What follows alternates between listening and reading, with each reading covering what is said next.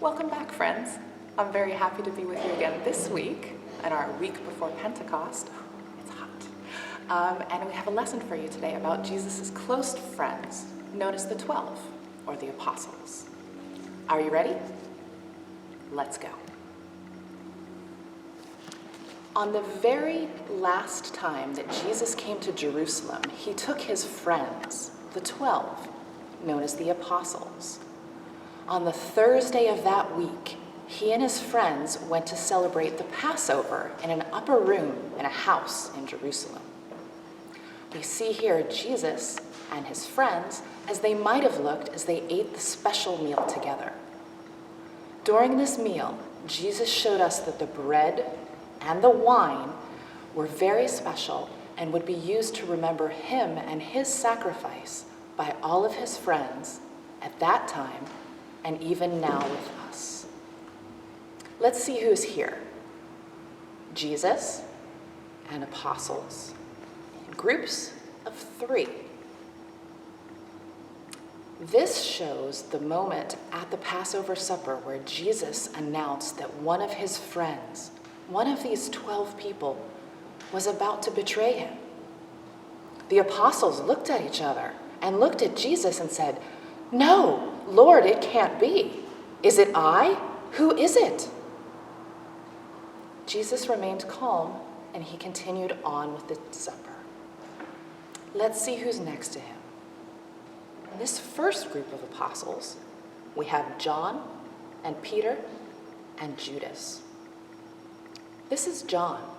He's often known as the beloved disciple. He's probably the one who wrote the Gospel of John in the Bible. John was a very close friend of Jesus, and he lived many, many years and became a very old man. His symbol is the cup and the snake. This reminds us of a story when John had enemies around him who wanted to poison him and put poison in his cup. But the snake came and drank the poison and died instead to save John. Next to John, we have Peter. Peter was sometimes an angry young man, but as he grew older, he grew calmer. In fact, Peter's name means the rock, was a nickname that Jesus gave him. And he said, "On this rock I will build my church, and I will give you, Peter, the keys to my kingdom." That is why Peter's symbol has a set of crossed keys on it. Here is Judas. Judas is the one to whom Jesus referred when he said, "One of you will betray me." Judas has a blank shield as his symbol. I wonder if that's because all of his sins were wiped clean by Jesus. After Jesus died and rose again, the disciples wanted to be 12 friends again, and Judas was no longer with them. So they asked for God's help, and God showed them that Matthias should become part of their 12. And this is his symbol, the book and the sword. Let's look to Jesus' other side now. These 3 men. We have Thomas and James and Philip. Thomas is often referred to as the doubter or doubting Thomas. He had a lot of good, solid, and sometimes really hard questions to ask. His symbol is the builder's square. This reminds us that Thomas built many churches in India, and this square was used to keep all of the walls straight. Here is James.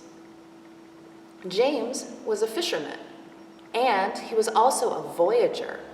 He went many, many places to spread the word of Jesus' teachings. His symbol are these 3 shells. This is Philip. Philip was present when Jesus miraculously fed the 5,000 people. His symbol, the cross and 2 loaves of bread, helps us to remember that. Let's go back to the other side, to the end of the table. We have Andrew James the Less, and Bartholomew. The people of Scotland liked Andrew so much that they adopted his symbol, this white cross on a blue field, as part of their flag for their country. James the Less, well, he's called that because he was either shorter or younger than the other James at our table. His symbol is the saw. And at this very end of the table, we have Bartholomew, whose name means son of Ptolemy. His symbol are these knives. Back again at the other end of the table, here we have Matthew, Jude, sometimes called Thaddeus, and Simon the Zealot.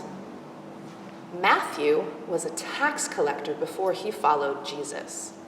His sign, 3 bags of gold. Jude was a voyager too. His symbol is a ship for the many voyages that he took while he was spreading the word of Jesus. And finally, here at the end of the table, we have Simon. Simon and Jude have the same celebration day. And, like Jude, Simon was a voyager too. So we have a fish and a book as his symbol.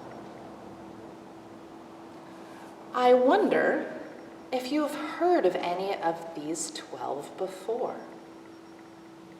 I wonder if you want to learn more stories about any of them.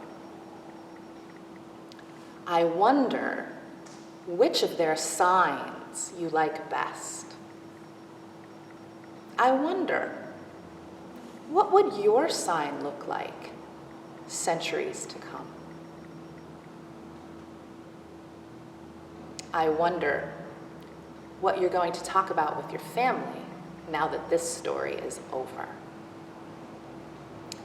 Thank you, friends. I hope that you have a blessed week, and I'll see you next week back here for our lesson about Pentecost. Until next time, goodbye, and thank you.